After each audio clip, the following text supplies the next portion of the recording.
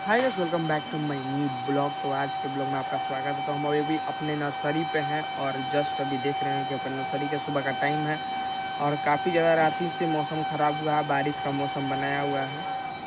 अभी तो नर्सरी पे हैं तो काफ़ी सुंदर मेरे नर्सरी में पूरा वगैरह वगैरह प्लांट आए हैं, काफ़ी खूबसूरत खूबसूरत प्लांट आए हैं और बारिश के मौसम में प्लांट की खूबसूरती बढ़ जाती है।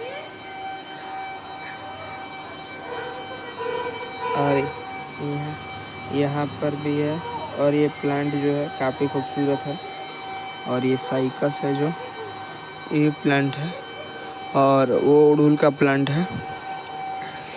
तो काफ़ी सुंदर मौसम किया है और आप एक बार मौसम की तरफ देख सकते हैं, कितनी घने बादल हुए हैं, शायद पानी होने की संभावना है।